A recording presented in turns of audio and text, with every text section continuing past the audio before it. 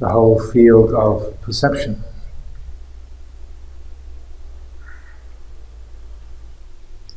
The whole field of experience at every dimension.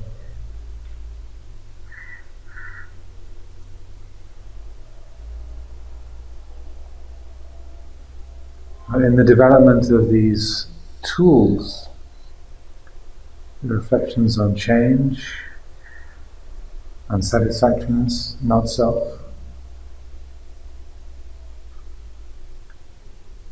it's not just a matter of repeating those words like anicca, anicca, anicca, dukkha, dukkha, dukkha, anatta, anatta, anatta. But the purpose of applying those reflections is to clarify the view, to let go of the conceits of self-view and to see things in terms of Dhamma, in terms of nature.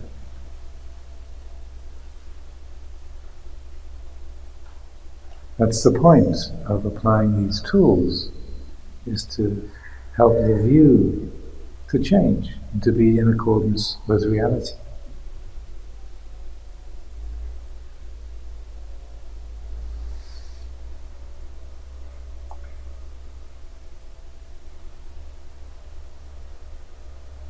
Therefore, in applying these kinds of reflections to develop vipassana meditation,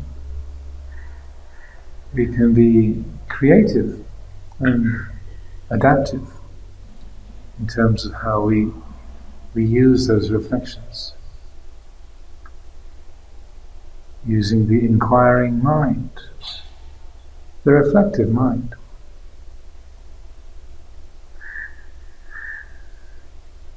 We hear the sound of a bird. Or we can use a question like, does that sound have an owner? Is it mine? Is there a me who's hearing it?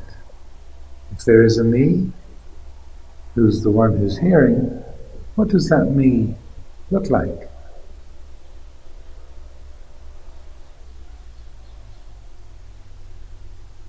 What shape is it? These kind of questions we ask not because there's some kind of conceptual answer, but because when the questions are put, is there a me that is the owner of that sound? Then when that question is put in the clarity of the peaceful mind, it's clear that there is no owner. There's just hearing. Something in the heart recognizes the question, who is the owner of that thought, that sound?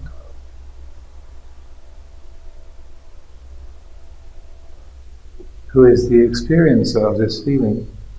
Something in the heart recognizes that who doesn't really apply.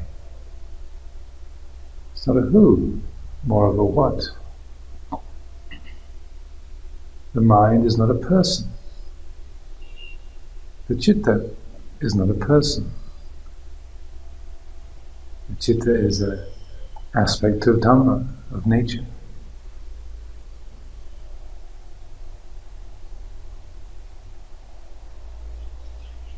So we can be creative,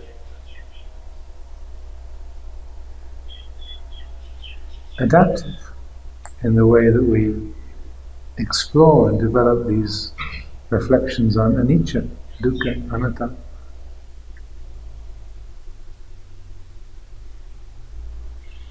Using statements or questions to clarify what the mind habitually is doing with, say, a beautiful mind state.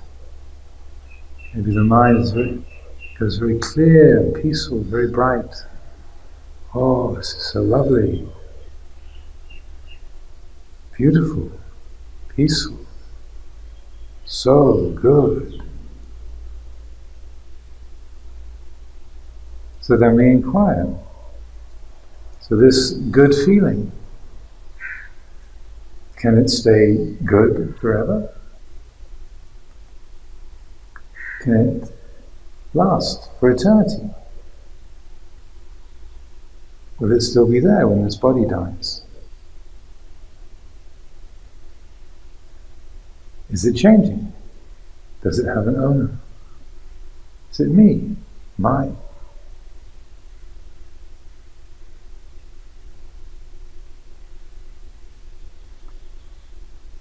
So whether a pattern of experience is pleasant or painful or neutral, you can use these different ways of inquiring, exploring.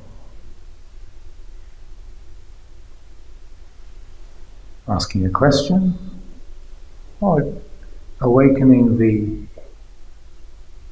wisdom that recognizes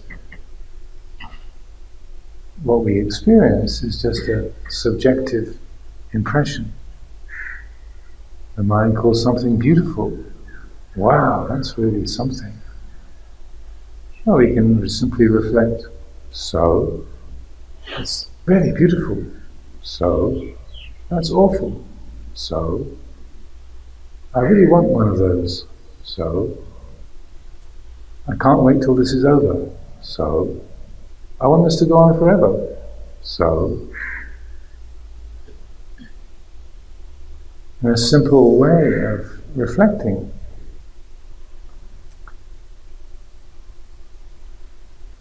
just asking that question.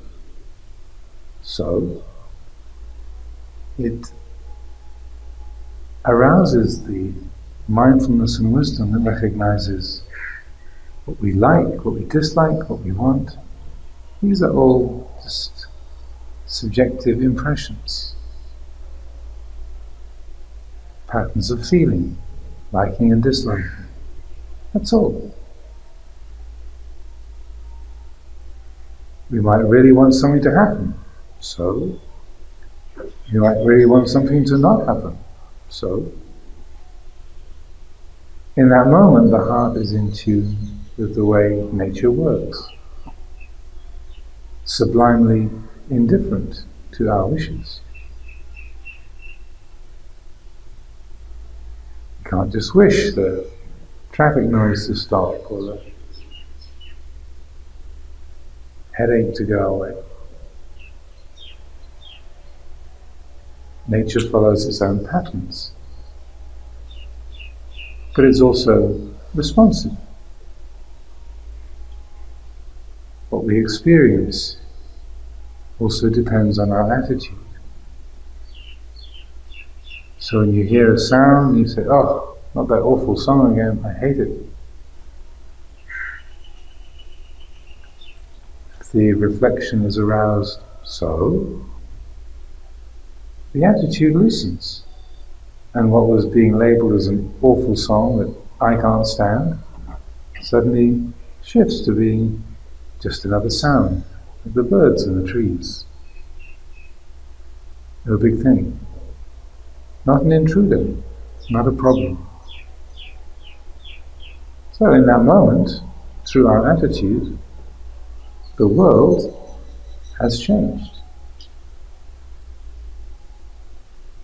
Something that was perceived as intrusive, as a problem, as unwanted, is no longer seen that way.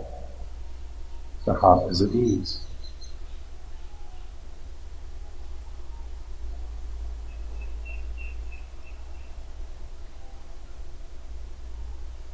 So I encourage us to be observant, creative, in the way that we apply these reflections on anicca, dukkha, anatta, to help loosen the many and various entanglements and attachments that the mind creates. It keeps reiterating our stories. Endlessly repeating judgments about how we are, how other people are, how I should be, how I shouldn't be, how the world should be, what we like, what we dislike, what we approve of, what we disapprove of.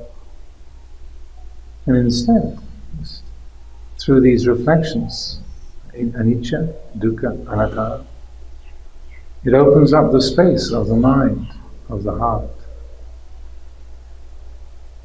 Enables there to be a radical letting go, disentanglement. Letting go of the content of experience to know the nature of experiencing itself. To be that spacious awareness that takes everything in, breathes in the world, knows the world, breathes it all out, lets it go.